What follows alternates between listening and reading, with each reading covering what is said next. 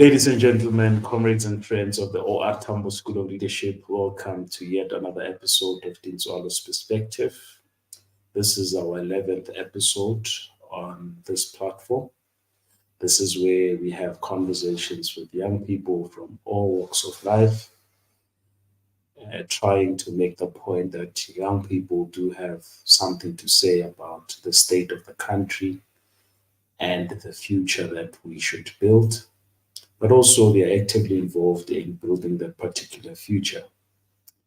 Today it's our 11th episode, and today we have decided to step into the corporate world and have a conversation about the challenges and opportunities that are experienced by young Black women who are trying to climb the corporate ladder. And to help us navigate that conversation under the topic climbing the corporate ladder as a young Black woman is Bongiwe Dhlamini, who I'm just about to bring on the screen to introduce herself so that we can kickstart the conversation. Thank you so much for joining us.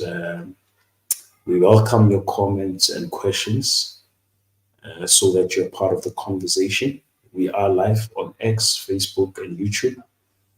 You're welcome to share the links and invite your friends and tell them that our Wednesday evening church, Tintswalo's Perspective, is now live.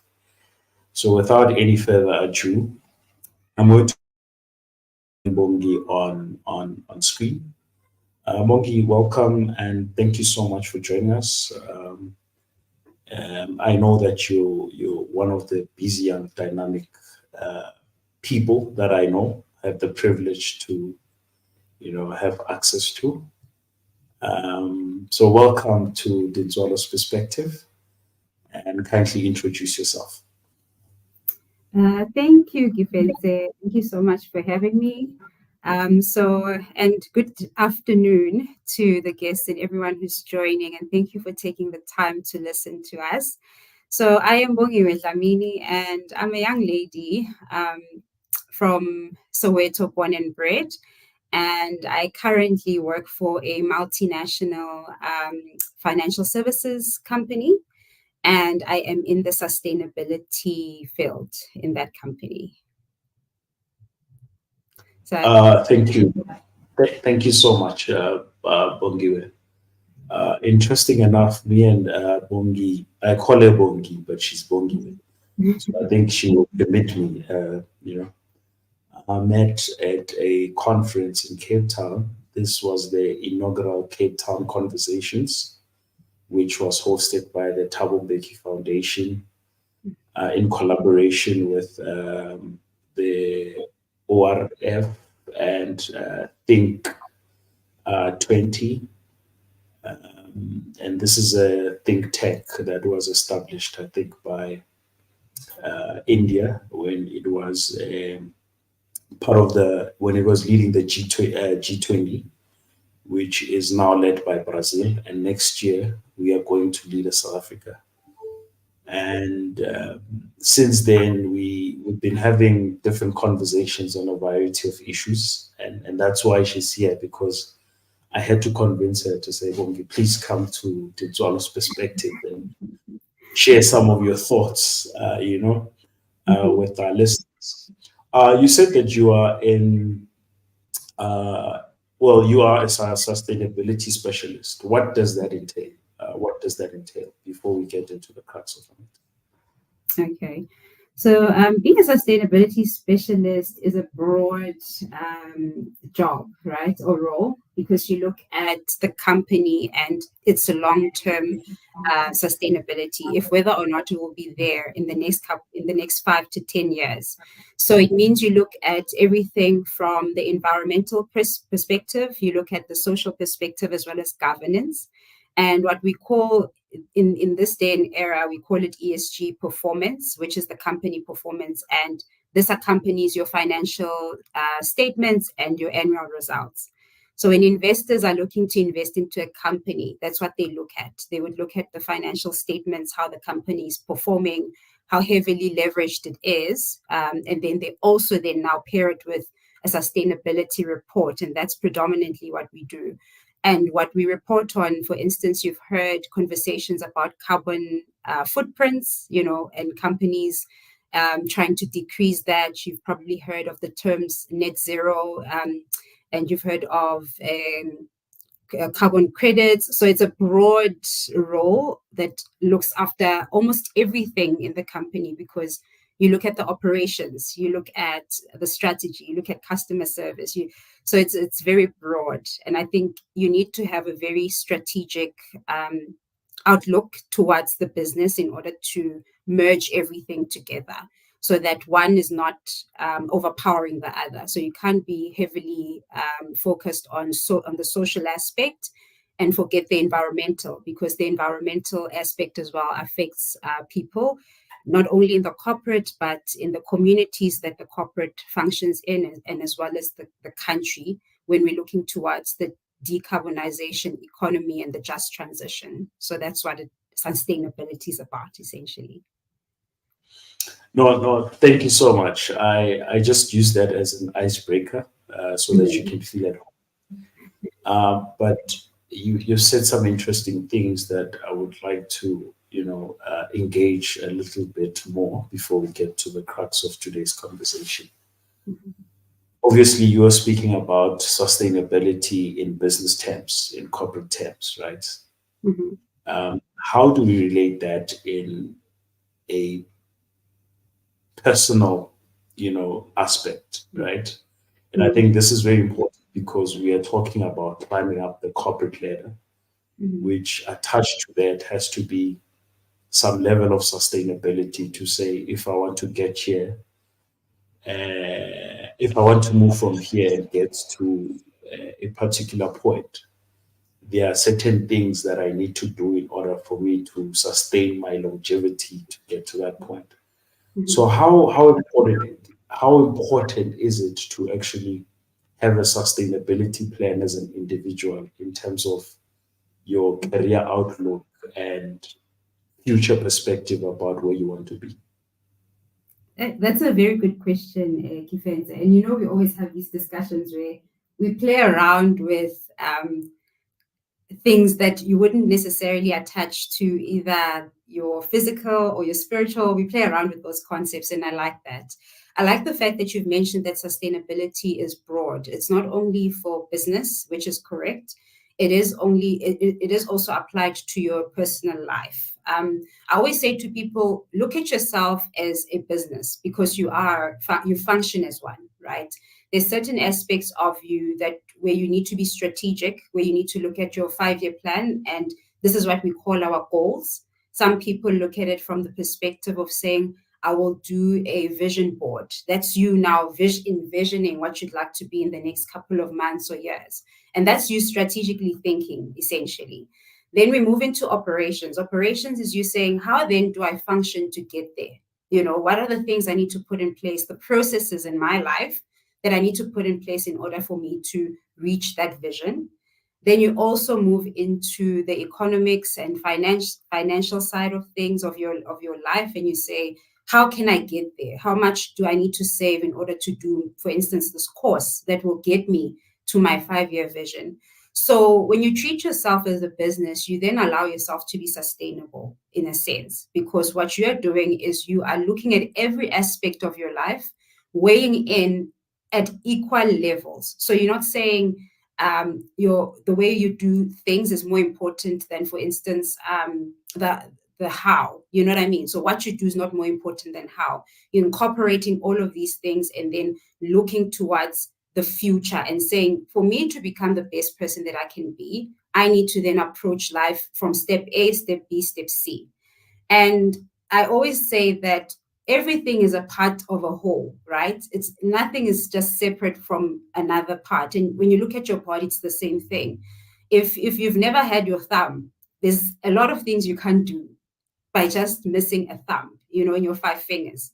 So it's the same concept, even with life. It's like everything, it's bits and pieces that come together to make a whole.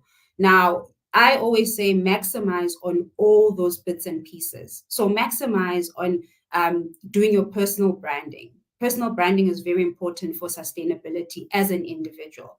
To say when you go out into the world, how do people perceive you? How do people relate to you? Because Bongiwe is a brand similar to any other company, like for instance, OR Tambo School of Leadership is a brand.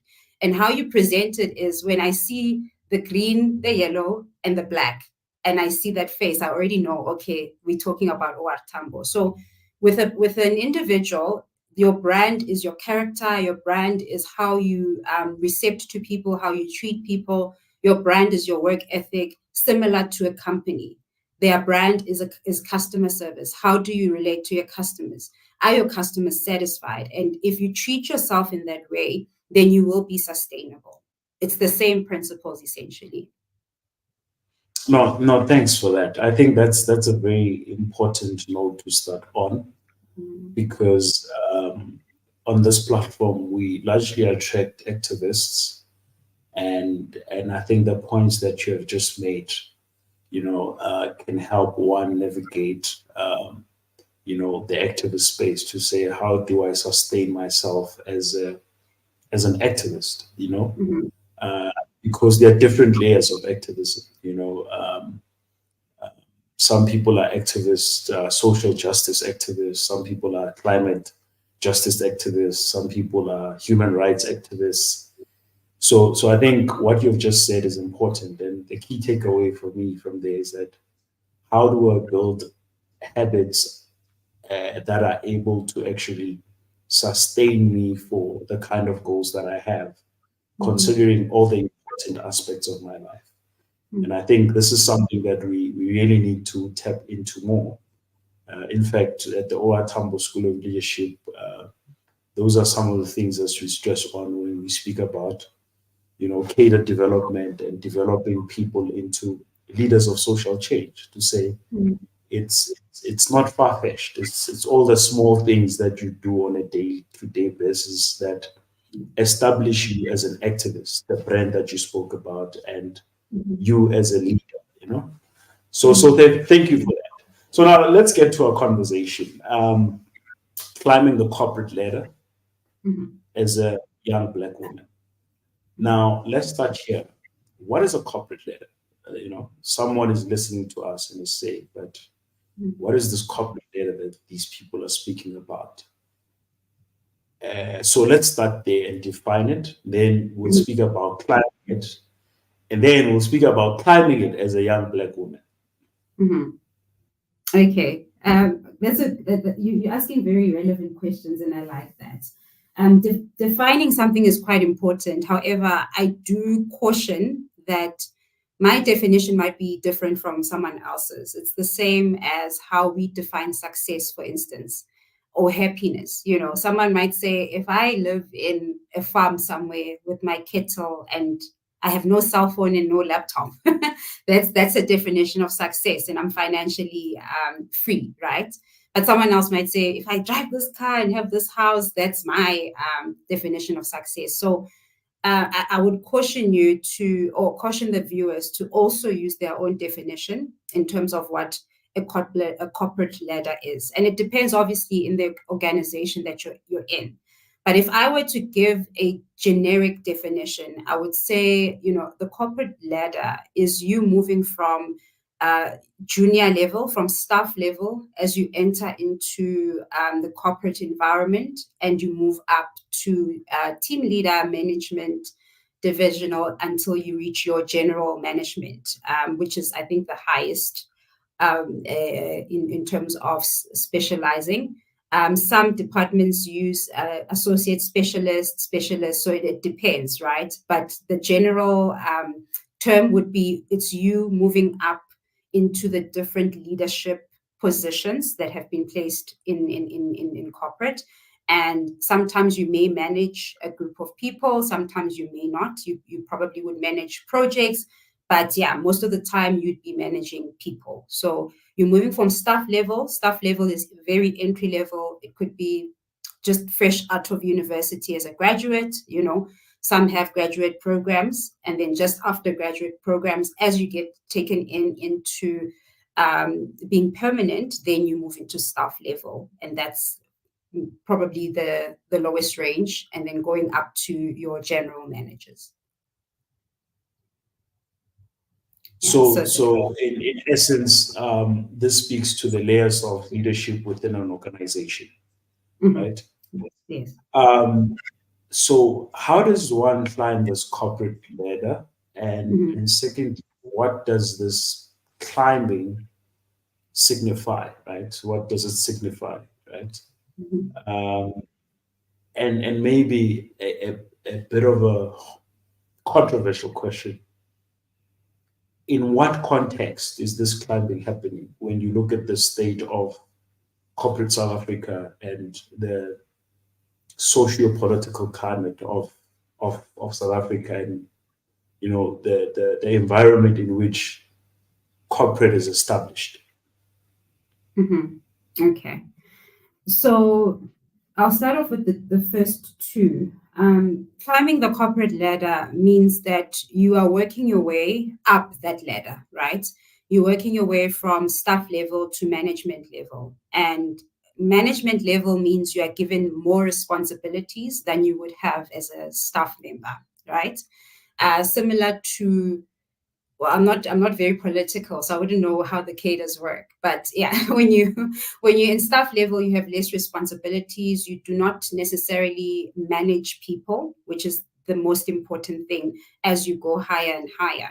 And people management is the key to going up the corporate ladder, as well as the projects that you work on. So the projects that you work on determine how quickly you get promoted. That's another thing. And the way you work on those projects also determines how quickly you walk up that corporate ladder. So it would be predominantly your performance. How do you perform? Are you outperforming your responsibilities and your KPIs that you've been given? And then additionally, how then on top of that do you manage people? So we can divide it into two aspects. There's the technical aspect of things, and then you have your leadership aspect of things. And that's what I think makes a manager, right? Technical, you'd be good at, let's say, if you're a software developer, you are good at developing systems, right? And we know that you are technically good. You can do it for us in less than a week.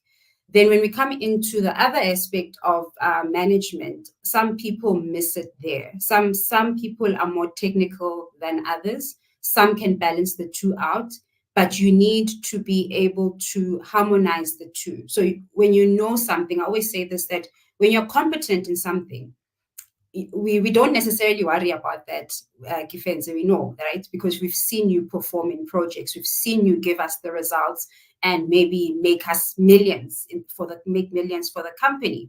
But now what we are looking for is, can you take these group of people that we've put under you and facilitate their growth? And that's what makes you then go higher in your management cadre as you go up and up and up, or levels, that is. And then the controversial question that you've asked in terms of the context, right? The context has definitely changed. I won't lie to you. What I've seen recently is that we're getting more young people coming into corporate, especially African. There's more opportunities for us. The opportunities are endless. I was actually speaking to a friend today and saying just that there's so many opportunities and so little time because now I'm wanting to grasp at everything and do this and do that, But when we look at, I don't want to give you an anecdotal story. I want to give you the fuller picture. The context is that majority of our young people are unemployed, and most of them have qualifications that they cannot use in the current job market, right? And so that is the reality that we have. However, I think, what we have currently can be worked out. I'm always optimistic in terms of what can be done. And I always think that the opportunities that we have, for instance, with the technologies that are coming up now, it's very, very much more easier than, our parents and the opportunities that they had. They had to go to school. We don't necessarily have to, and you can start a business and be really successful at it.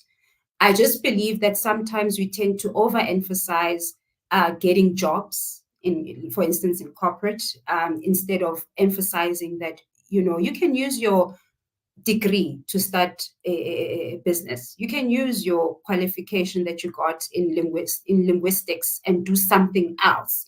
You don't necessarily have to go into corporate. And maybe that's the conversations that we need to start having with the youth going forward. And I know that when you look from the inside out, I may be speaking from a position of privilege because I already am in corporate, and I've been in corporate for close to 10 years. I'm heading to 10 years now. And someone who's trying to get in would say to me, but you had the privilege of getting in. I just need that opportunity, So, but I must say the landscape is changing. We have programs like your learnerships that take, young Black people into corporate, train them up. I was actually a product of one of the learnerships that this financial services company had, where the employees were training young people on work readiness skills, which I didn't have. And at the time, I was doing my final year at UJ. And I knew that I'm not equipped to go to corporate. And if I were to get a job in corporate then, I wouldn't have been able to navigate it as well as I have currently, right? So when they did these work readiness courses and then classes, I really found that they helped me to believe in myself. That's another thing. You come out of university with a certificate, but you cannot necessarily articulate the value you've just been given in your hand. You know that you've been transformed with this qualification, but you can't then tell someone else, what has this thing done for you? So those programs really help. And I think a lot of companies are trying to work that out with the YES program, for instance. We're bringing in more young people from from disadvantaged backgrounds. And we are trying to solve for that problem of the context that we have.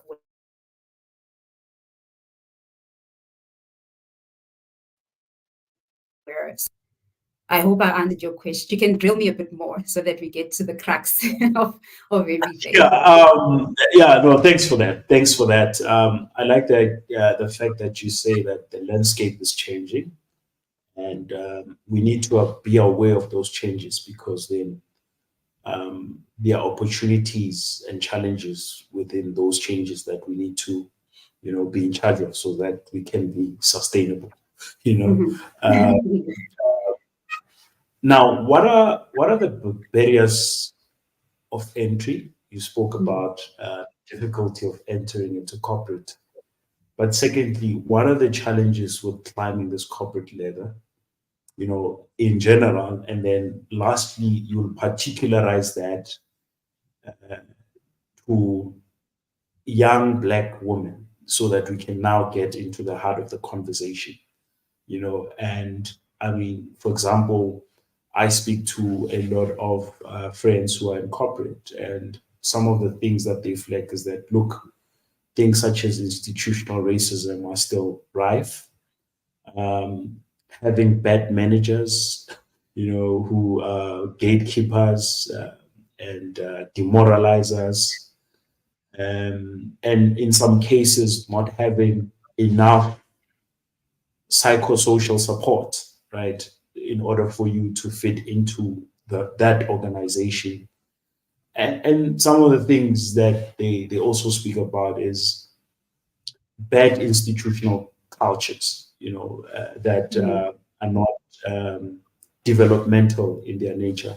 So, what are some of those barriers to entry and the challenges that you face in climbing this corporate ladder in general? But lastly, particularizing those to African Black women, or Black women in general. Yeah. Yeah. Okay, so barriers to entry, I think, would be first and foremost in today's landscape. We have people who are learned, people who have different qualifications. You find that you have a 28, 29-year-old who has a PhD, master's degrees, So as you go in and apply, everyone that's at home at the moment has a vast variety of these qualifications. So you have a certificate or a national diploma, and you have a candidate who has a doctorate, and you both applying for the same position. the likelihood of the person with a diploma being taken into that role is quite low, right? Considering that you have someone who has higher knowledge and might even have experience. So what I had taught myself, even in varsity, was that I need to start early. And I think that helps with breaking the barrier, right? Starting early helps you move ahead of your contemporaries or your peers. And how you do that is you start by, so when I started applying when I was doing my final year in January. So I knew that I'm doing my final year in this Bachelor of Science qualification. And by the end of the year, I need to have a job. So what most youth do is they wait to graduate and hold the certificate in their hand before they start moving. So then that presents a barrier for them because you only start planning when you are now at the edge of what needs to happen. And that's what makes things so frustrating because now you're sitting at home. But if you're proactive rather than reactive, I think it works, right? So the barrier of entry, number one, is just that there's a lot of people out there with qualifications, some maybe even higher than yours. And when we are applying for the same role in today's day. We don't separate anymore that this role is mainly for a national diploma graduate because the people that need jobs is such a big number. So now everyone is applying for that role. So that's number one. Number two, it is the amount of people, the quantity of people that are applying, right? That's another barrier into getting into corporate. So if the role is looking for 3 people, whereas you have 1,000 applications, that's going to be something that, you need to consider as well to say, how do I crack that code? I remember I listened to one of the TED Talks that spoke to this, and this guy had a degree and a honors in systems and mathematics and whatnot, and he had been applying for jobs for the longest time. And he said what happened to him was he had to think differently and he had to be creative in how he then started applying for jobs. So what he did is he looked at the company's profile online, which is readily available for everyone. Most people have smartphones nowadays. He went online, looked at the profile, and he saw that this particular job they require or they're experiencing problems in this area and that area.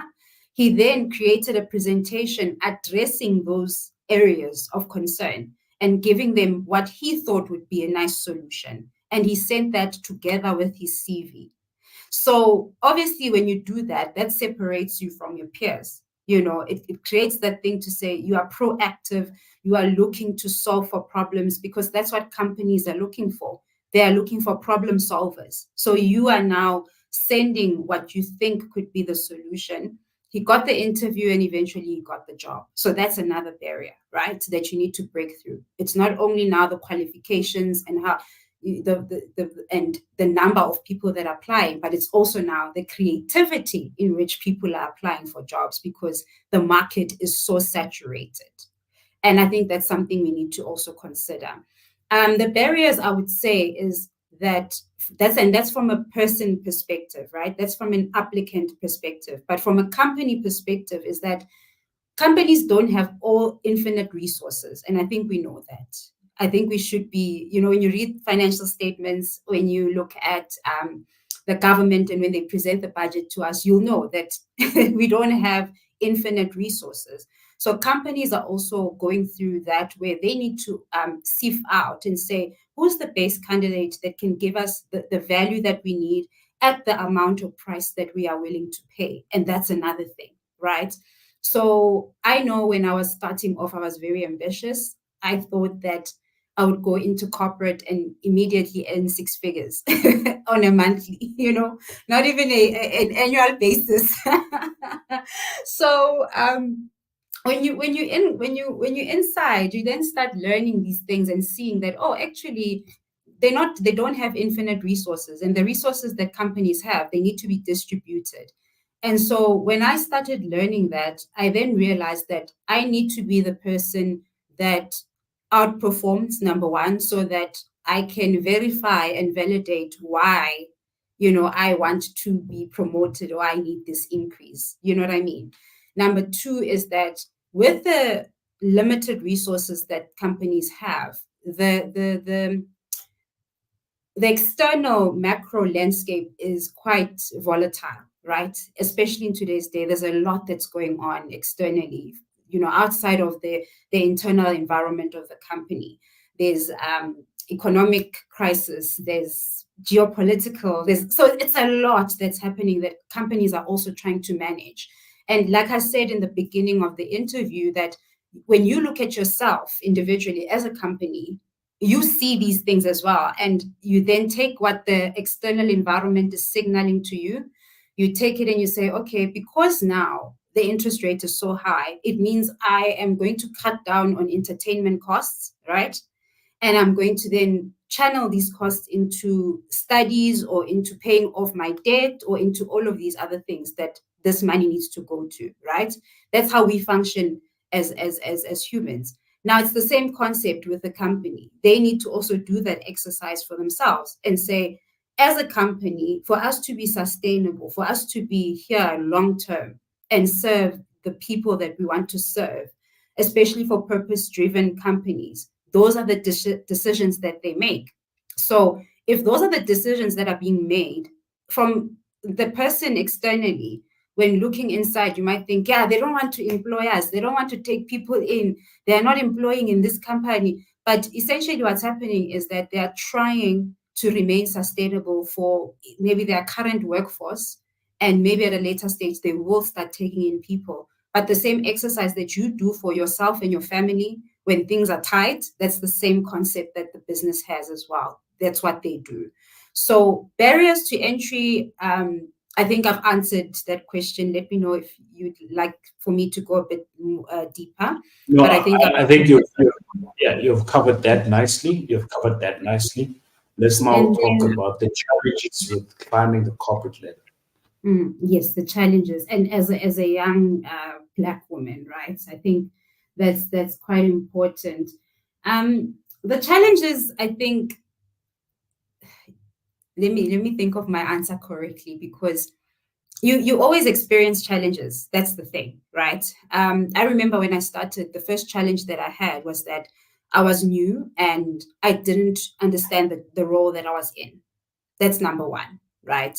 And you need, nowadays, what jobs require is that you have a job description, and most of the people in the audience will probably tell you this. You have a job description, and then when you get to the job, it's two different things. You look at the job and you think, man, this is not what I signed for. I didn't sign up for this. That the description said something different. That's challenge number one. And navigating that is key, because that will help you in the next steps in going up, right? I've heard of people who say, when they have to work late hours, for instance, and someone needs to maybe put up an hour extra or 2 hours extra into their job, they would say, no, but it's not, I didn't sign for this. I signed for, I'm working from 8 to 5 or from 9 to 5, and that's it. So I'm not going to look at this thing after that. Well, if I were to put it in a different way, is that from that perspective, you are limiting yourself, right? Because in order for you to go up the corporate ladder, you need to put in more effort than what is required. It's the same thing as any other job. It's the same as school. If we all went to school and we came in at 7 and we left at 4, but never did our homework when we got home, then tomorrow you're going to fail that test. So it's the same concept. I know we understand it when it comes to school, but we generally don't understand it when it comes to work. So that's the first challenge. The job description did not match what I was doing on the job. I don't know whose issue that was. Maybe it was HR, or it was me and my perception and how I perceived things. But that was challenge number one. You mentioned the problem with managers, right? And not getting managers who are, I don't want to say managers who are good, but managers who are there to support you. You also mentioned, support in your question. And I believe that there's a difference between management and leadership, right? These are two different concepts. A manager is meant to do one thing, and that is to maximize and optimize resources. So if a manager can get a resource at the cheaper price, he will take it. Most managers do, because you're trying to cut budget, you're trying to optimize operations, you're trying to optimize sales. There's a lot of KPIs that managers have that place them in difficult situations where they have to make certain decisions. Sometimes it may come off as to you as though they are being rude, they are being arrogant, they are being, hard, they're not understanding, but it's because the job is currently requiring that from them in order to make those tough decisions. Now, when we speak about leadership, now we're talking about a different thing. When we're in leadership, we're talking about facilitation of growth and growing your people. So a leader can both be a manager and a leader, but I am yet to see a manager who's a leader in a sense. Like, a leader can do everything, but managers tend to just optimize resources and that's it. Now, climbing the corporate ladder, that's one challenge you would experience.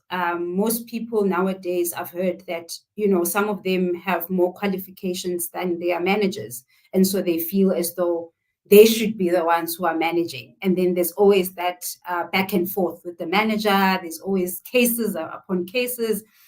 But I do think that we need to change the narrative as the Black community. I'll say this because of my story. That I grew up as an orphan. So I try and look at everything from a positive perspective and see how I can make this thing work for me. So even with the challenges you experience climbing up the ladder, I look at it as, this is my opportunity for growth. The Chinese say that you always exploit a crisis because they never view something as a crisis. And it's the same. Us looking at things as challenges puts that mental block in our minds to say, this thing can be done. If I thought like that, I don't think I would have managed to be where I am today. And I do believe that we need to then change the narrative going forward for the young people to say, yes, it may be a challenge that your manager is hard on you because of A, B, and C, but maybe let's twist this around and look at it from a different perspective. I always ask myself when I have hard managers, what are they trying to teach me? Then from there, I know, okay, now it's a different conversation altogether. It's not about them. It's never about them. It's always about you. Because what you see in someone else is reflecting back to you what you are, right? So if I get angry and I am like, yeah, these people don't like us, there's all these barriers, the structures are against us, this and that and that, I tend to think I'm not going to get anywhere with that mentality. But what will push me forward? Then we turn it around. So when we talk about challenges, we are talking about opportunities that are available for you. So if you have a hard manager, look at the opportunity there. Some people that I know who are in top leadership positions have always said to me, I thank my hardest manager when I was still a junior. Even I think Sis Puti says this a lot, that she had a tough manager when she was in the US. And today she looks back and she thinks, hey, this lady actually helped me because now I have this work ethic that pushes me into positions like CEO, for instance. It's because of that hard manager or that person that didn't want to open a door when I knocked. There's those instances as well where you speak to a manager and you say, could you please help me navigate this thing? I'd like to move from this team and maybe join a different team.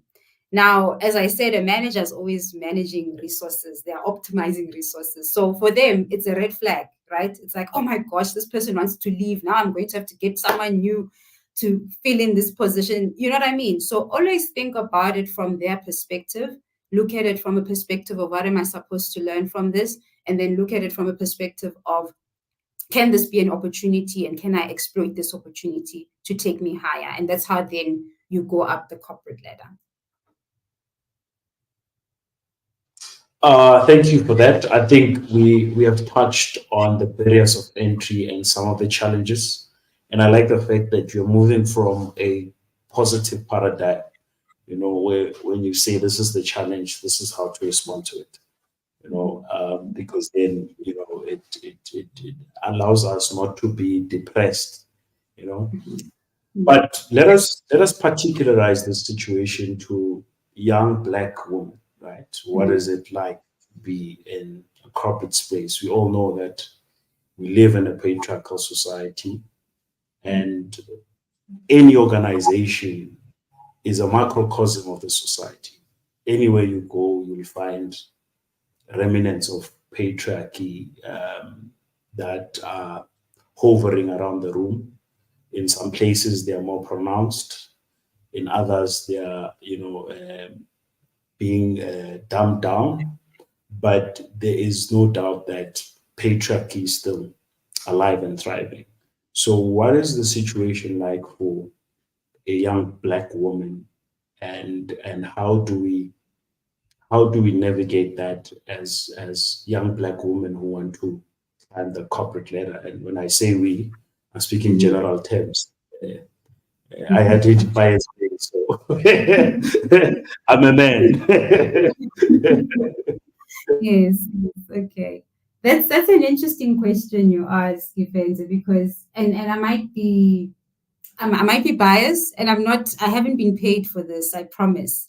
It's just that I do work for a good company, because I'll give you an example. In my team, it's three women and one man. So then that patriarchal concept to me, it's like it doesn't exist, to me. And in most teams that I've been in, even in the previous team that I was in, it was majority young Black women. So it also depends, right, in the company you work in and the culture that they have. Culture is very important. I think the company that I work for is very much progressive in including women. They're very inclusive. It's something that we talk about all the time, especially with the ESG in the governance sector. When we speak about governance, we're talking about, do we have enough females in the board? Do we have enough women in the different managerial levels, in seniority levels? So what the picture that I've seen is that we are really transformed, and it's getting better and better and better. So, but when I look at other companies, I would say that, for instance, maybe a mining company, that would be an issue where we speak about patriarchy, because that's predominantly a male dominated industry, right? Financial services, I think it's much better, but in the other industries, I do think we still see that pattern come across. But also, there's a lot that's been done. And when you listen to some of the guys who identify as he's, right, as he, him, his, they would tell you that, and this is maybe a conversation that we need to have. They would tell you that they feel left out because now majority of the positions are being given to women. So that's another dynamic that we need to speak about. Or I have I'm in a position, however, my female counterpart has just been promoted and she's just been here for a year. I've been here for 3 years, but it's because we're trying to now fix what has been happening all those years ago, whereas you have someone on merit that deserves to be promoted.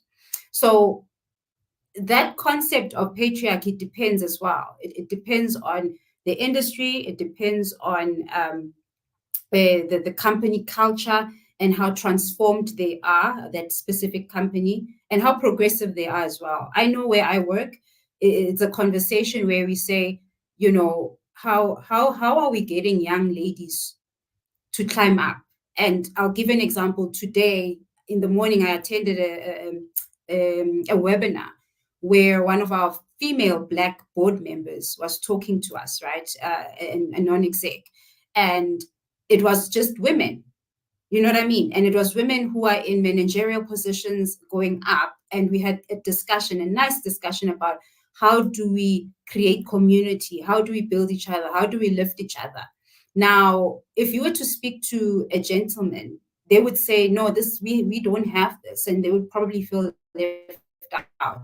And these are the conversations that we need to have. So from that perspective, if you're saying it's patriarchal because the structures have not changed, I would say yes, right? In terms of maybe, for instance, the structures don't accommodate mothers. That's a topic. You know what I mean? A mother would still need to get to the office at 8 a.m., although she has to drop off her kids at school and all of that. So it's not accommodating for that. Now, when we are talking about that, and I know Uba Bonang speaks a lot about this, that we need to change that landscape as well to accommodate mothers, to say, going forward, meetings need to start at 9. That's a patriarchal structure. However, the demographics are saying that we have more women now in leadership positions compared to males, right? We see that. If we're talking about a patriarchal structure, I would talk about young Black women working against their biological clock. I think that's something we don't talk about a lot, right? In terms of you find a young lady like myself trying to climb up, the corporate ladder, and then basically sacrificing everything else to get there. And when I say sacrifice, I mean leaving out family, leaving out relationships, leaving out time to go find their purpose as well, their personal purpose, right? That's another thing that we need to speak about. Why is that? Is because the systems allow for men, for instance, who function, men can function on 5 hours sleep, period. Like your testosterone helps you do that because you get testosterone every day. For a woman, it's different. I'm cyclical. My cycle is 28 days, it's 27 days, and there are weeks where I'm great. There's 2 weeks where I'm happy, I'm fine, I'm good. I can push myself as hard as a man if need be. I can work until midnight. And then there's that other section where I can't do it, where it's the 2 weeks where I'm going into my cycle. Now, business doesn't care about that. The patriarchal structure is strict on saying we need production, we need to get results. You know what I mean? So those things need to be incorporated. I know there's countries where they give women 1 day at home for them to stay at home for their menstrual cycle, to say, in addition to your leave days, you have 1 day every month where you can stay at home because let's say you have period pains or you're not feeling okay because your hormones are just erratic on that day. And you get paid for that, even though you're not at work. So that's how I see it. That's how I see the patriarchal structures. In terms of climbing the corporate ladder, it means you have to go against those. For instance, the cycle that I've mentioned, it means you need to outsource your help for your children and make sure either you have someone to drop them off in the morning because you need to rush to work so that you can attend a meeting that starts at 8 a.m. You know what I mean? So that's how I see it. Oh, thanks a lot. I think what I'm hearing is that, it's more about building a culture that is, inclusive, that is inclusive because the question even goes beyond, you know, um, patriarch in a sense of men and women. But now you have people who identify outside of those categories. So, how do we bring about an intersectional culture within the corporate space? That will be mindful of some of the things that you speak about because I think those are quite important. I think you struck a chord when you said now women are working against their biological clockwork. That's I think that in itself it's another conversation because attached to that is it's also how women are socialized, entirely because most of them spend most of their time at work. And there is no doubt that that will influence how they socialize, even outside the parameters of work. And I think that's a serious conversation that we need to make time for and discuss it in detail. Yeah, I'm joined by Bongiwe Dhlamini, and we're talking about climbing the corporate ladder as a young Black woman. You're welcome to pose your questions. I'll share some of them so that you can be part of the conversation. I know that we normally have a lot of, deeply political discussions, but I'm glad that we are outside of our comfort zone today and having a conversation that I think is very important. And in itself, it's political because, some of these things that we're touching on have a political bearing. They are informed by a particular history. They don't just come out of the blue. Um, Now, let's speak about being a young Black woman who's in a leadership position, in a senior leadership position, and sometimes having to lead men who are very patriarchal, um, sometimes having to lead people who are older than you, Mhm. being, responsible of taking decisions that affect their company. How do you navigate that? And, how do you develop yourself as a young Black woman to get to that point? Mhm. Okay.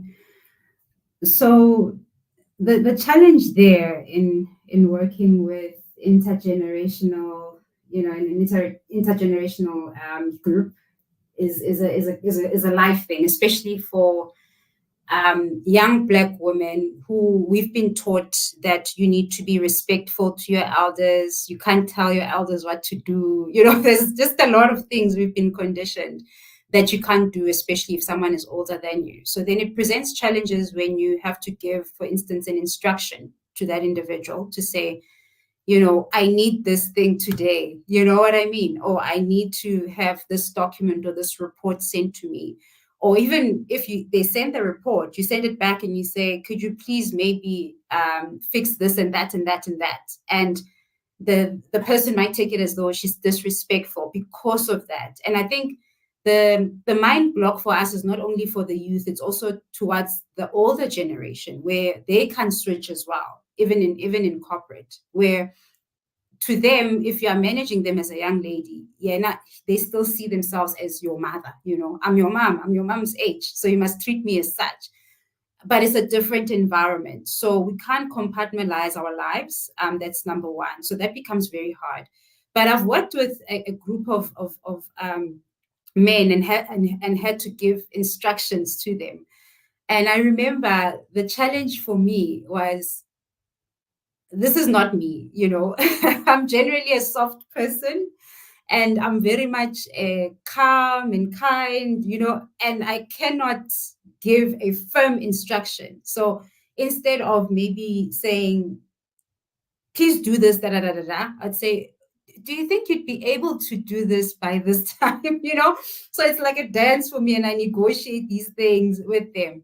But I've had the privilege of working with men who were progressive in their thinking and who allowed me the space to actually give them instructions. And I remember the one guy that I worked with, he'd always, when he'd introduced me to maybe other stakeholders that we'd meet, whether it's government stakeholders or private sector, he'd always say, and this is my boss, and he'd point to me.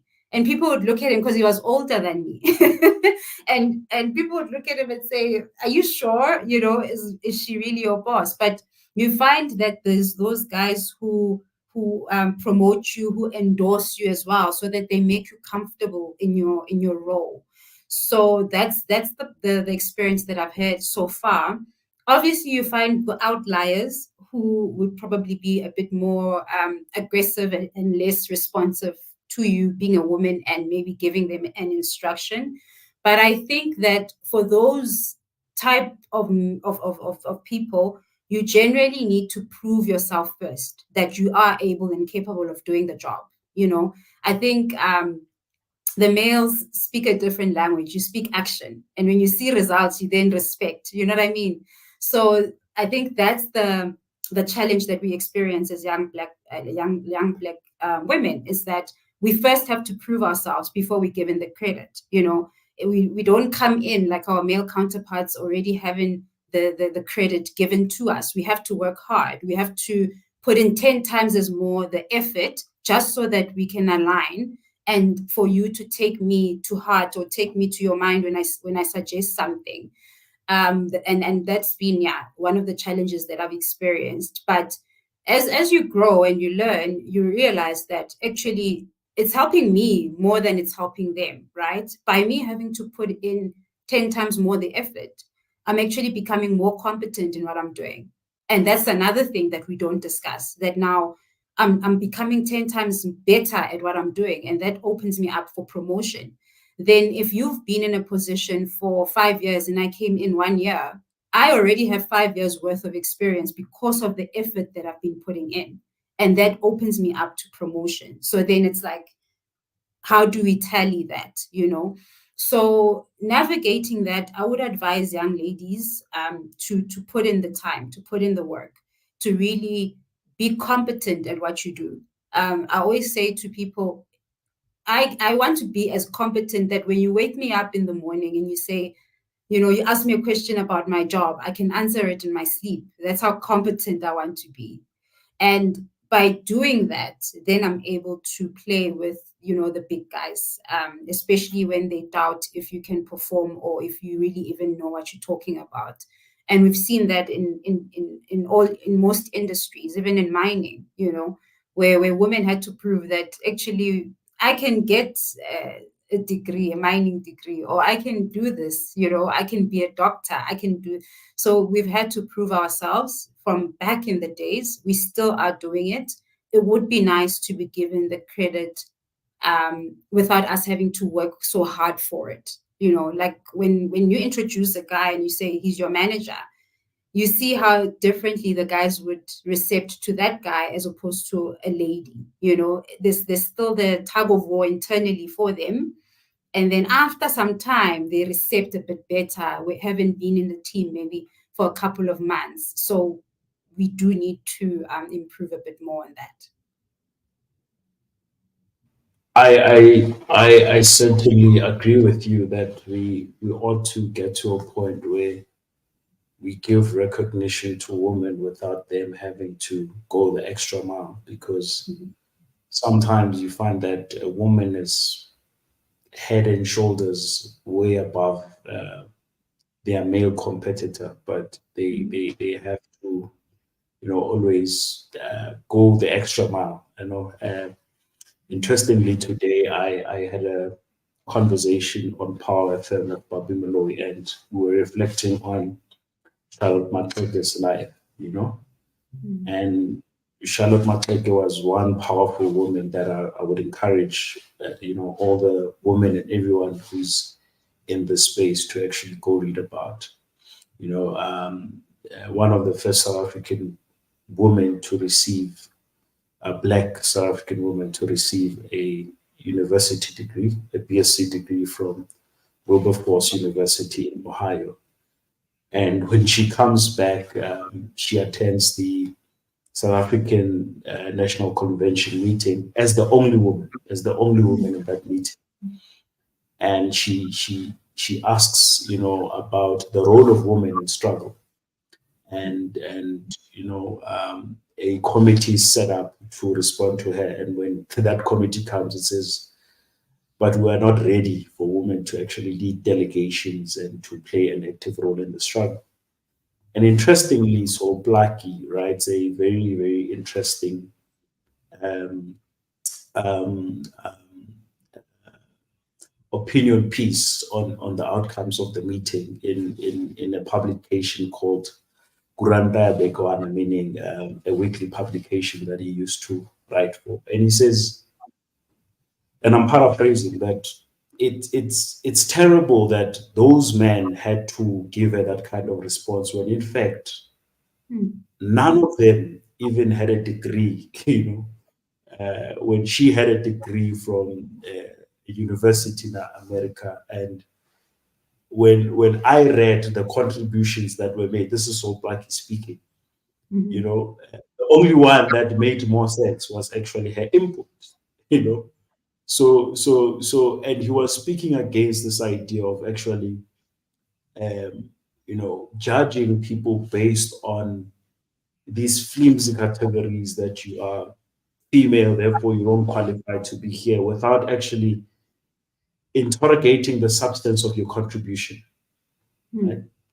Let's leave the fact that you're a young black woman. What are you Mhm. contributing? Is this helpful? So I do agree that we need to reorientate ourselves to accept that women are also equal contributors. They are people who can contribute substance. So I'm going to bring in questions from the people who are joining us live, and then I'll add one more question, and then maybe we can leave it there because it's been over an hour, but it's because the conversation is really interesting. So we have a question here from Trevor Amatunjwa, who says, as a young African female leader, what do you make of team building activity sessions that might assist in understanding the diverse types of team members and ultimately figuring out the new strategy in making sure targets are met and there is a whole new harmonious working relationship? And then he further goes on, did you understand? Oh, I think he was referring to the conversation that has been happening in the chat group. Mhm. So my question to that, actually, he touches on actually what I wanted to ask, because one of my favorite quotes from Charlotte McCrae, and I'm using her because I just spoke about her, so she's very vivid in my mind, Mhm. is when she said, "This work is not for ourselves. Remove the spirit of self, and if you Mhm. can bring someone along, do bring them along." And I'm paraphrasing. Mhm. How do we keep the ladder for other young black women who want to climb that particular ladder? Because there are some people who get there and kick away the ladder. I mean, there's actually even a book title on that, Kicking Away the Ladder, which really speaks about how European countries developed using certain, mechanisms. But now that they are there, they are kicking away the ladder and they're saying those mechanisms are not good for the economy, just to keep others at bay, Mhm. right? Things such as protectionism and state intervention and so forth. So, Mhm.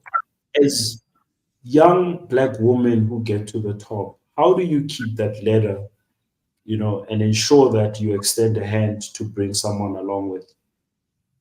Mhm. The how in that is number one, understanding your purpose. I think that's important. You mentioned that it's not about us, right? I think that's the important part, and that also helps you in your journey when you experience the challenges that you experience. Keep reminding yourself that it's not about me, it's about the young girl in the rural area somewhere in KZN, you know. So then that fuels you to go up, number one. And the purpose of that then helps you say, oh, look at that. There's a younger me coming up. Let me reach out and try and pull them up. And pulling them up, Kifense, is you offering your services. There's a lot that I've learned from, the different roles that I've been in, you know. So I can help you strategically see how to navigate a situation that you might not understand because you just came into corporate, you know. You might not understand that there's unspoken rules in corporates that no one speaks about, but we all know. So then when you come to me about your problem, then I say, no, no, no, actually don't approach it this way, approach it that way, because I learned the hard way that this is an unspoken rule. You don't for instance, you don't engage with this person in that manner, you don't engage with that one in that manner, rather try this manner, you know what I mean? So reaching out your hand and trying to bring someone up, it's using your skills, your experience that you've had, and using your failures as well to say, I failed here, but I don't want you to fail the same way. So do it differently from how I do it. The other part of it is us being open and vulnerable. And I'm happy because we have ladies that are vulnerable and who open up themselves and say, what do you need? Do you need a sponsor? Yes. I have one of my mentors who I see every Tuesday, and she does this for me, right? We'll talk about anything under the sun. And where she finds that she can help, she reaches out to someone, she opens up her network for me. You know what I mean? Those are the people that we need. Those are the types of women we need who are climbing up the ladder to actually say, here's a contact. Speak to this person, they will help you with that project, so that you're not navigating corporate alone, you're not bashing into walls alone, and no one is assisting you. The issue here about the ones who throw away the ladder, I think Vusi Tembewayo mentions it a lot. It's the fallacy of being the only one. I think that's what he calls it, where he says, our history has taught us that you need to be the only one. As soon as you make it, you feel like you need to now protect yourself. And therefore, you then start not helping people. You close yourself off, and you're not open to sponsoring, you're not open to mentoring, because you feel as though the people that are coming might take the role that you're in. So it's the fallacy of being the one, And he further says, you are never the one. You are the one right now because you are providing value that is unique to you. The person that's coming up, the young Bali right now, who's a receptionist and who's thinking, I want to be a leader one day. Yes, I started off as a receptionist, but in that instance where I am doesn't mean I'm the only one. Mbali might be the next one, but in a different way, because she adds value in her own way and in her uniqueness and authenticity. So that's the fallacy that we need to remove. I mean, why can't we have 5 bongis in the same organization? I don't see why we can't have that, But if you're holding because, I'm the first one in my family to get this, I'm the first one in my family to do this, so I don't want to lose it. And so I'm holding it so closely and so tightly that I don't want to let go of it. Then I remove the ladders for other people. And I become this one person who's then not mentoring, who's not giving in any way or form, which in corporate, it actually puts you in a bad place, Kifenze, because you end up losing relationships, actually. You end up losing acquaintances as well, because people can read on that energy and they can see it, because you wouldn't be displaying it only to the ones that are coming up the ladder, right? There's a level of that energy that you will display to your peers. And so they won't want to engage with you. They won't want to open their networks to you. So then you end up being alone. So the principle of saying, give and it shall be given unto you is the same. I might give it to the young receptionist in Bali right now, and there's someone higher than me that will then give it to me as well, because I've opened up myself to Bali. So that's how I see it. Let's respond to this question by Trevor about the working relations and team dynamics. And maybe let me add the last one from the comments from Mono, who says, how do you believe the dynamic between fairness and gender equality can be better managed or can be managed better? Hey, Mono's asking tough questions. These are the questions we are navigating, trying to make sure that we have, fairness and equality or equity, how can they be managed better? I think we need more conversations. We need more action around it as well. So not just something that we normally say we don't disclose something that we are not doing. Many companies would say we are doing this and they want to shout it. But then when you properly go and look and you're like, are they really doing it? You find that, they're not. But we have a different culture. When we say we are doing something, we are doing it.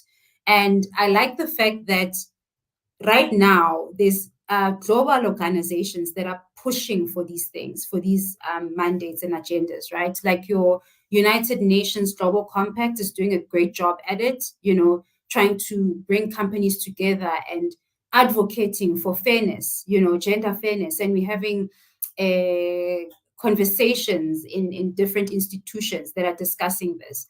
I can tell you right now, I'm part of the UNGC SDG Accelerator program, right? And these are the conversations we are having. And we are saying, okay, how can your company solve for this? So now let's be practical. how can we solve for this type of an issue? What needs to be done? Do we create apps, in the company that speak to this so people are aware of what's happening, and then we further then move from awareness and into action. So there's a lot of discussion and action, I think, that's around it. And by so doing, I think we're managing it a bit better. Obviously, to see the action as a ripple effect does sometimes take a bit of time, but I'm seeing more and more companies move towards that. If you look at, for instance, the annual results of most companies, financial services companies, they mention pay gaps. This is the gender pay gap. They mention those types of metrics. So you see that actually these are conversations that are being held at board level, which is good because it means it will come into the organization, and it will also then be conversations that are had amongst managers, and then we'll see it in the different like in your pay slips and other stuff changing, so it's good. It's a good, we're making good progress, I think. And then I need to answer Trevor's question, right? Okay. So team building.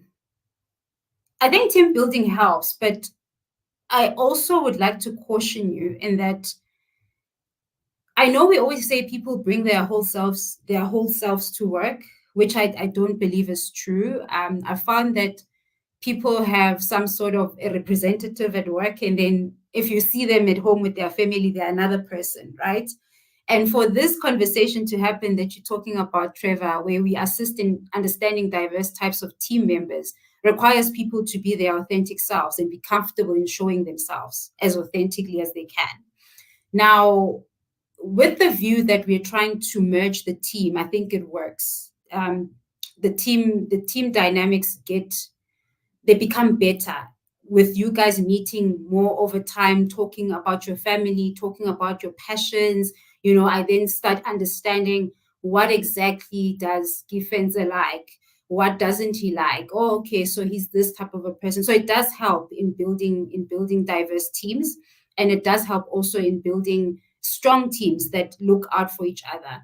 I always say that as a team member, you must always think about the greater good of the unit, right? You must always think of the unit and never about yourself. So team building activities help in that. When you go out and you do an activity outside of eating food and, drinking drinks, I think, if you're doing something practical, like you're doing an activity where you are locked up in a room and you have to escape, and you're working together to find out what the riddle means and stuff like that, there's a lot you learn from someone or about someone in that situation. There's a lot you learn from a practical activity like going to an art store and painting something. You'll realize, okay, this one is creative, this one is this. There's a lot but the team buildings that I've seen externally is that people just go out and they have lunch and they just talk, which you don't learn much from someone from that perspective. But if you do things that require the person to move out of their comfort zone, that require the person to use any other skill outside of the skill that they use at work, then we are talking, and that's where your new strategies come in. And that's where I think also managers can pick up that, okay, Gifenza has a strength in this and that, and maybe his developmental area is this. Whereas when we meet for a one-on-one, Gifenza might think his developmental parts of him are X and X, which are different from what I've seen, right? So now I've seen, Wuti, this is the weakness that Gifenza has, and I can work on it. But I've also seen that these are the strengths, and I can maximize on those and make sure that he flies on those strengths as well. So if we are talking about those dynamics where it's a team building that is practical, a team building that helps you learn more about your team members, not that takes you out of your comfort zones, then definitely it works to understand the diversity that you have in your team, and also then in forming new strategies and moving forward in terms of how then do we deliver different KPIs. It does help a lot. No, thank you for that. Thank you for that. I think most of the things we spoke about are applicable not just only in corporate, but in all types of organizations. I think even those of us who participate a lot in political structures can learn a lot from some of the things that most of the things actually that you touched on. When you spoke about unspoken rules, I almost laughed in my head thinking, how do Generation Zs deal with that? Because those are people who, don't get along with rules. They are rebellious in how they do things, which is quite interesting as well because it brings a new dynamic in the working space. Sometimes you find that the progress is stifled by bureaucratic red tape. And now when you have a Generation Z that says, hey, bruh, I want to go to the CEO. These people are not hearing me. I want the men with the top floor office. It sort of, creates a new type of culture that opens doors for real because we often say, I have an open door policy, but in reality, it's just an open email, rather than an open door. Okay, so I'm going to bring in one more question, the last one. And then when you respond to this, maybe you can also give us your closing remarks because, yeah, we are way out of time. We're supposed to be having this conversation for an hour. But it's never an hour. Actually, I must just extend the period to 7:30 on the poster because it's never an hour, and this is because of the substance of the conversations. So we have a question here from Abongile on YouTube who says, "Would you say culture is the factor from what is deemed to be an oppression to women, or pre-1994 factor is a major contributor? If it's culture, do you think we can? They, do you think? Uh, do you think they can be a solution and vice versa?" I'm sorry, I should wear glasses. These ones are so small. But I guess the question has to do. Would you say that the corporate culture, particularly towards women, is informed by our history, particularly the pre 1994 history of oppression, subjugation, and segregation, or you know, is it in well? I guess the long and short of it is it an inherited culture or is it just a culture that is emerging and continuing? And how do we respond to that? Okay, and I'm guessing Abongil is following up on the structures that I spoke about earlier, when I was making the examples about a mother and the woman working against their biological clock and all of that, working late hours and things like that. So I wouldn't say it is connected to oppression. That's number one. I don't think the culture is connected. I don't think there's a correlation there. I don't think there's a correlation with there's definitely a correlation though with pre-94, right? Um, Before that, I do think that women were not, obviously, we didn't have certain privileges, right? We didn't have certain privileges. We couldn't do certain things. And then things then changed. And now they're accommodating us. But in changing what is happening, the structures remain the same. So culture is different, especially from a strategic perspective. Culture is in the way you do things. It's in the atmosphere of the place, right? It's in, like, for instance, if you move from here and you go to Saudi Arabia, the culture there is different, but the structures still remain. You know what I mean? So the culture is different because it's more accommodating. And what I mean by that is the fact that now, when you are a woman and you apply for a job, previously you wouldn't be able to get that role. They probably give it to a male counterpart, but now you can. And you probably would be placed higher than your male counterpart in order to get that job. You know what I mean? So that's different. But if we're talking about the structures, I think they are based on the oppression, obviously. They haven't moved.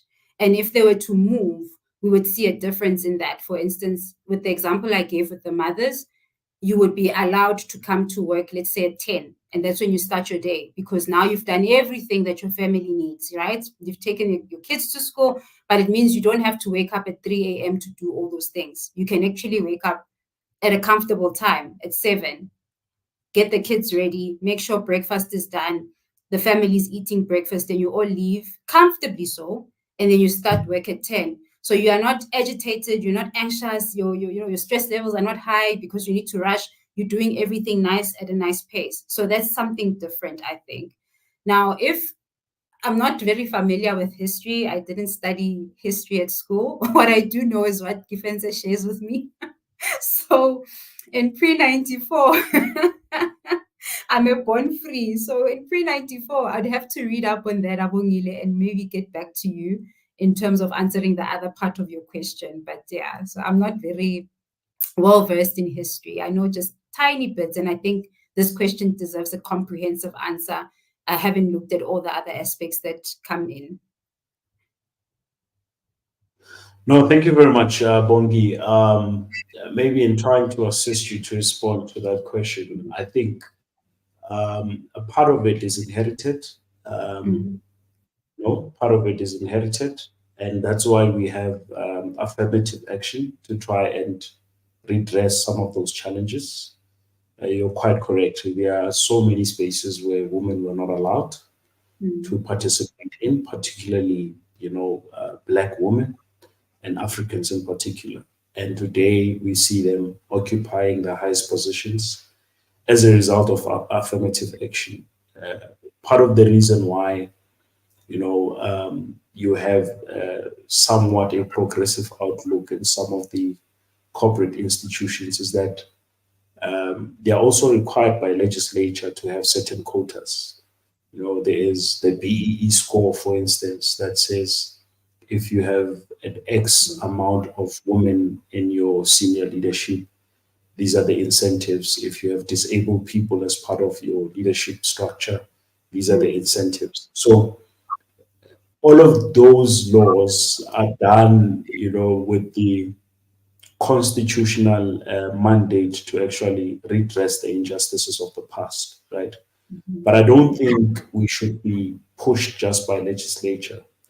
We also need to unlearn certain things, you know, and mm, and learn new ways of lives, right? Because you and I today sitting here, Mongi, we're going to be leaders of institutions, right? mhm, How do we begin to teach ourselves to build the kind of culture you speak of?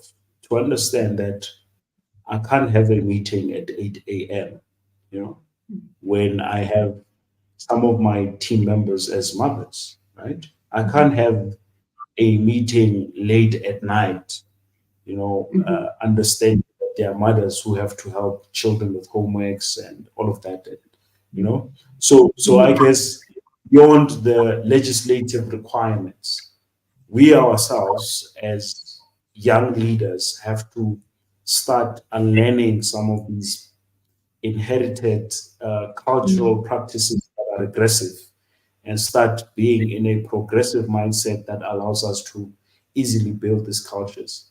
And yeah, I hope I'm teaching you the right things, whatever that you are mm. learning from me in terms of history. I hope it's correct. But thank you so much for joining us and having this conversation with us. As I said, most of the things we spoke about, they're applicable in almost every organization. Some of them are applicable on a personal level. Some people in here are leading structures at a political level, at a community organization level. Some of them are in civil society organizations. Some of them are entrepreneurs themselves and would be tasked with the responsibility of building those cultures that you spoke about. So thank you so much for giving us your time and coming here with that fire substance that I think there is a lot for us to learn from. So I'll give you your last word to give us your closing remarks, and then we can leave it at that. Closing remarks. No, I just want to thank the audience for taking the time. And I think for me, it's up to us as young leaders, as you said, right, to really advocate and push and endorse young people who are coming after us, your Gen Zs. There's hope, right? I remember when our Yes. parents looked at us. Yeah, when our parents looked at us, they're like, these kids, are they even going to be something, you know? But here we Yeah. are today telling a different story, you know. So I do think that we need to hold them a bit closer and be a bit more understanding. They're growing up in a culture that has tons of information. It's hard to even sieve out which information is relevant and which one is not, you know. They're growing up in a culture where everything is microwave, you know, you order here, Uber brings it in 5 minutes, whereas for us it was different. You had to actually go to a spaza shop to buy something. So there's those complexities that are good and bad for them, but we can definitely work around them. And I think us being the Tintswalo generation have a different perspective, and it means a lot for us to actually bring them up and hold them and mentor them. So those are my closing remarks. And for a young Black lady who's trying to go up, I think the one advice I'd give to you is show up. That's it. Like, show up for the opportunity, exploit every opportunity that you get. And when I say exploit, I mean work hard, come through, you know, bring ideas, you know, like, be creative, just give it your all. The more you invest into it, it will invest back into you. That much I've seen. No, Yeah. thank you so much once again. And yeah, really, really appreciate, you taking the time to be with us. I'll probably invite you again in the future to have a discussion, particularly on, what you said, because for me it struck a chord that women are working against their biological clockwork. That's a very powerful concept that we need to explore. So we'll definitely extend an invitation in the future just to have a chat about that. Okay. There you have it, guys. That was Bongiwe Dhlamini, who was helping us to navigate a conversation around climbing the corporate ladder as a young Black woman. I think this conversation was rich in content. As I said, the substance of this conversation is applicable in almost every facet of life, right from where we started speaking about sustainability, to understanding what the corporate ladder is, because some of us will be tasked with building those structures and the incentives of people, having to climb up the corporate ladder and creating the enabling cultures. And some of us will actually be hiring people. There was insights on what to look out for. Some of us are managers. There's a conversation on how to translate from being a manager into a leader. Some of us are leaders, and sometimes we need to learn how to be managers, because being a leader also means that you are responsible for finite resources. So I think this was a very useful conversation that we can all apply in the different facets of life that we are exposed to. And thank you so much for joining us, for all your comments and inputs. We really appreciate this. I know that a lot of people, take the space as a highly political space where we'll be discussing political developments and economic developments. But our approach is that everything is political. We are going to have conversations about technology, and how it influences society, about AI, about entrepreneurship, about spirituality, about a variety of issues, because young people are involved in different spaces. And if you understand what the National Democratic Revolution is all about, it's about the transformation of society in its totality. It's not just about one aspect of society, it's about the totality of society. So it means we need to have these discussions in totality. We need to speak to artists, we need to speak to spiritualists. We need to speak to young people in the civil society space, entertainers, and so forth, so that we can start influencing the discourse in a progressive way in totality. With that said, thank you so much for joining us. Have a good night. Stay warm. It's very cold. It's very, very cold. And enjoy the rest of your evening until we see you next time. Same time, same place. Goodbye.